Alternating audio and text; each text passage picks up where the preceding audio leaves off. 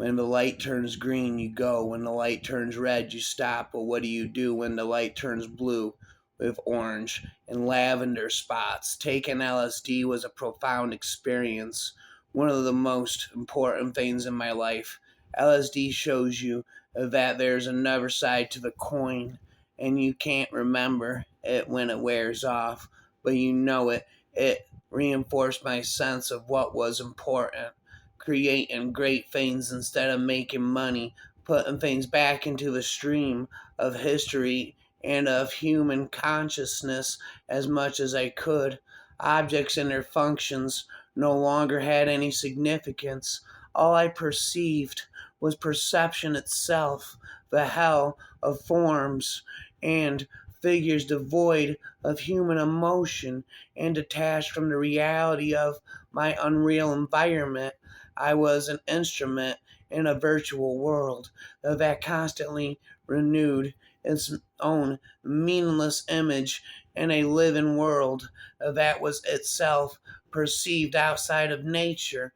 And since the appearance of things was no longer definitive but limitless, this paradisiacal the paradisiacal awareness freed me from the reality external to myself. The fire and the rose, as it were, became one.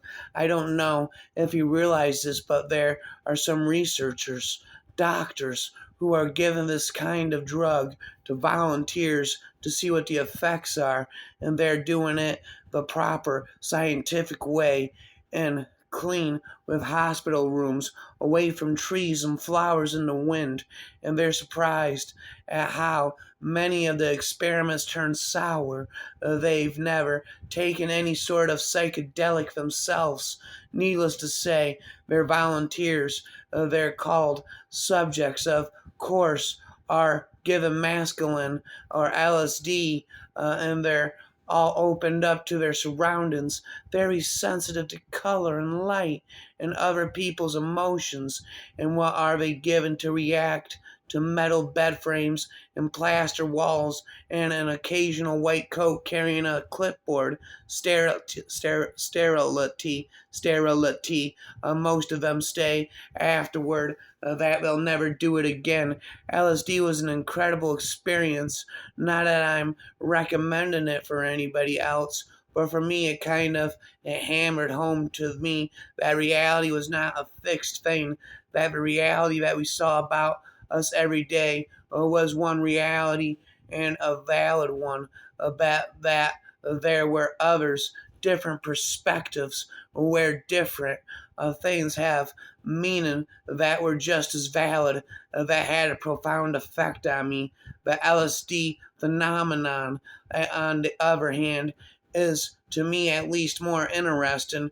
It is an intentionally achieved schizophrenia with the expectation of a spontaneous remission, which, however, does not always follow. Yoga, too, is intentional schizophrenia. One breaks away from the world, plunging inward, and the ranges of vision experienced are, in fact, the same as those of a psychosis. But what then is the difference? What is the difference between a psychotic or LSD experience and a yogic or a mystical? That the plunges are all into the same deep inward sea of that.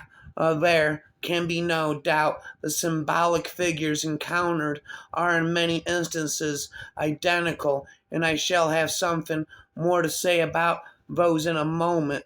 But there is an important difference. The difference, to put it sharply, is equivalent simply to that between a diver who can swim and one who cannot. The mystic endowed with native talents for this sort of thing, and following stage by stage the instruction of a master, enters the waters and finds he can swim, whereas the schizophrenic, unprepared, unguided, ungifted, has fallen or has intentionally plunged and is drowning. Ryman. Saturday morning was their unrestricted television time, and usually took advantage of it to watch a series of cartoon shows that would certainly have been impossible before they have discovery of LSD. I've tried everything. I can say to you with confidence, I know a fair amount about LSD. I've never been a social user of any of these things, but my curiosity has carried me into a lot of interesting areas. I know LSD. I don't need to take it anymore. Maybe when I die, like Aldous Huxley, an ordinary perception, the senses send an overwhelming flood of information to the brain, which the brain then filters down to a trickle it can manage for the purpose of survival in a highly competitive world. Man has become so rational, so utilitarian that the trickle becomes most pale and thin. Totalitarian is efficient for more survival, but it screens out the most wondrous parts of man's potential experience without his even knowing it. We're shut off from our world. Primitive man once experienced the rich and sparkling flood of the senses fully. Children experience it for a few months until normal training, condition, and close the doors on this other world, usually for good. Somehow the drugs open these ancient doors and prove a modern man may at last go and rediscover his divine birthright. Imagine your life as a big canvas and picture it in your mind and think about the beginning of your painting of life. And you, and lucky if you have 1/17 painted, and now imagine the rest of the canvas is totally empty. Every day you live and every month and each year means another rich that is painted on that canvas. You're going to be painting this empty canvas with your life, and when you get to the end of it, what is that painting going to look like? I first used LSD in my freshman year of high school at a homecoming football game. A friend had taken it too, knew more about it than me, and when asked, told me to just stare at certain things. The friend pointed at a rail that had some paint chipped off it and said, "Just look at that. It's trippy." I looked at the rail with some paint chipped off. Nothing happened. I was in front of the school after the game was over. I must have been high because two friends were in front of me crying. I asked them why they were crying, and they said, "Because I have taken acid." Are you going to tell my parents?" I asked. "I don't know," they said. I was afraid. On the way home, someone in the car started screaming. We found an albino praying mantis in the car, stopped and let it out. In a friend's room later, I was lying on the bed and seeing in the corners nets of colors beaten. A Nirvana poster was surrounded by color and moving slightly.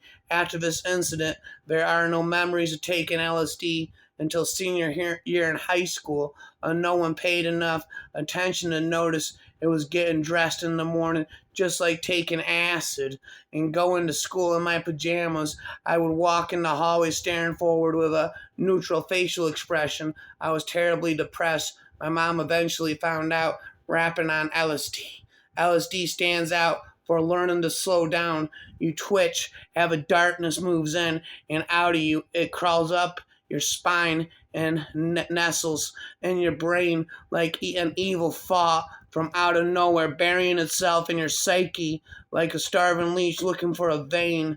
As for LSD, I highly recommend it. We had a fine, wild weekend and no trouble at all. The feeling it produces is hard to describe. Intensity is a fair word for it. Try half a cube at first. Just sit in the living room and turn on the music after the kids have gone to bed, but never take it in uncomfortable or socially tense situations, and don't have anybody around whom you don't like.